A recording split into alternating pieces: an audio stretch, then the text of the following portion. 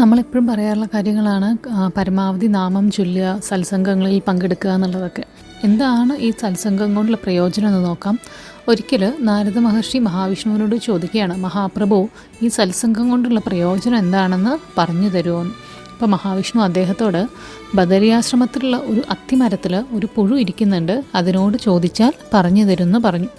അങ്ങനെ നാരദ മഹർഷി പോയി പുഴുവിനെ കണ്ടുപിടിച്ചു. അതിനെ കയ്യിലെടുത്ത് വെച്ച് ചോദിക്കുകയാണ്. പക്ഷെ പുഴു ഒന്നും പറഞ്ഞില്ല. അതെന്തോ പറയാൻ ശ്രമിച്ചു, പക്ഷെ അങ്ങനെ അത് ചത്തു വീഴുക ചെയ്തത്. പാവം നാരദൻ വേഗം വൈകുണ്ഠത്തിൽ ചെന്നിട്ട് മഹാവിഷ്ണുവിനോട് വിവരം പറഞ്ഞു. അപ്പോൾ അദ്ദേഹം പറഞ്ഞു, അങ്ങ് അയോധ്യയിലേക്ക് ചെല്ലൂ, അവിടെ വൈശ്വാനരൻ എന്നൊരു ബ്രാഹ്മണനുണ്ട്, അവിടുത്തെ പശു പ്രസവിക്കാറായി നിൽക്കുകയാണ്, അത് പ്രസവിക്കുമ്പോൾ ആ കുട്ടിയോട് ഇത് തന്നെ ചോദിക്കൂ എന്ന് പറഞ്ഞു. അങ്ങനെ നാരദ മഹർഷി അവിടെ ചെന്നു. അവിടെ ഒരുപാട് വൈശ്വാനരന്മാരുണ്ടായിരുന്നു. അപ്പോൾ അതിൽ നിന്നിട്ട് പ്രസവിക്കാറായ പശു ഉള്ള വൈശ്വാനനെ കണ്ടുപിടിച്ചു. അങ്ങനെ പശു പ്രസവിച്ചു. നാരദ മഹർഷി വേഗം ആ ഉടമസ്ഥൻ്റെ അനുവാദത്തോടെ പശുക്കുട്ടിയുടെ ചെവിയിൽ നോയിട്ട് മെല്ലെ ചോദിച്ചു, സത്സംഗം കൊണ്ടുള്ള പ്രയോജനം എന്താണെന്ന്. പശുക്കുട്ടി കണ്ണെന്നുരുട്ടിയിട്ട് മുകളിലേക്ക് നോക്കി. പെട്ടെന്ന് തന്നെ അതും ചത്തുപോയി. അപ്പോൾ എന്താണ് ഈ കാണിച്ചതെന്ന് ചോദിക്കണം എന്നൊക്കെ ഉണ്ടായിരുന്നു ആ ബ്രാഹ്മണന്. പക്ഷേ ബ്രാഹ്മണൻ ഒന്നും ചോദിച്ചില്ല. നാരദനെ ഭവ്യതയോടെ യാത്രയാക്കുക മാത്രമേ ചെയ്തുള്ളൂ.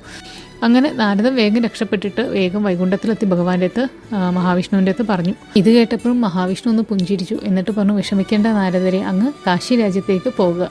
അവിടെ രാജ്ഞി പൂർണ്ണ ഗർഭിണിയാണ്. അവർ പ്രസവിക്കുന്ന ശിശുവിനോടും ഇതേ ചോദ്യം തന്നെ ചോദിക്കുക എന്ന് പറഞ്ഞു. അപ്പോൾ നാരദൻ പറഞ്ഞു, വേണ്ട ഭഗവാനെ, എനിക്ക് അറിയേണ്ട, സത്സംഗം കൊണ്ടുള്ള പ്രയോജനം ഇനി എനിക്കറിയാൻ വേണ്ട. ഇനി ഞാനെങ്ങാനും ചോദിച്ചാൽ ആ കുട്ടിക്ക് എന്തെങ്കിലും പറ്റിയ കാശി രാജാവാണ്, ചിലപ്പോൾ എന്നെ കാശി രാജാവിനെ കൊണ്ട് കൊല്ലിക്കണമെന്ന് ചോദിച്ചു. അദ്ദേഹത്തിന് കുറേ വർഷമായിട്ട് മക്കളുണ്ടാവാണ്ടിരുന്ന ആദ്യമായിട്ടുണ്ടാവുന്ന ഒരു കുട്ടിയാണ്, ഞാൻ പോണില്ല എന്ന് പറഞ്ഞു. പക്ഷേ മഹാവിഷ്ണു പറഞ്ഞു, പേടിക്കേണ്ട നാരദരെ, ചെന്നിട്ട് ചോദിക്കൂ എന്ന് പറഞ്ഞു. നാരദൻ അവിടെ എത്തിയപ്പോൾ അതീവ സന്തോഷത്തോടെ രാജാവൊക്കെ എതിരേറ്റു. അങ്ങനെ അചിരേന രാജ്ഞി പ്രസവിച്ച ഒരു ആൺകുട്ടിയെ ആശീർവദിക്കാൻ വേണ്ടിയിട്ട് കുഞ്ഞിനെ നാരദ മഹർഷിയുടെ കയ്യിൽ കൊടുത്തു. അദ്ദേഹം ചുറ്റും നോക്കിയിട്ട് എന്തും വരട്ടെ എന്ന് വിചാരിച്ചിട്ട് ആ കുഞ്ഞിനെ മാറോടെടുത്ത് ചേർത്തിട്ട് ചോദിച്ചു, സത്സംഗം കൊണ്ടുള്ള പ്രയോജനം എന്താണ് കുമാരാന്ന്.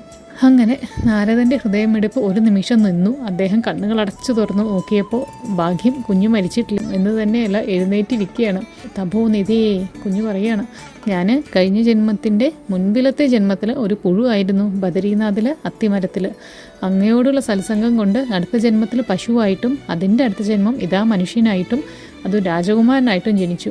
അങ്ങയുടെ അടുപ്പം സത്സംഗം കൊണ്ട് എനിക്ക് മൂന്നാമത്തെ ജന്മം മനുഷ്യജന്മമായി.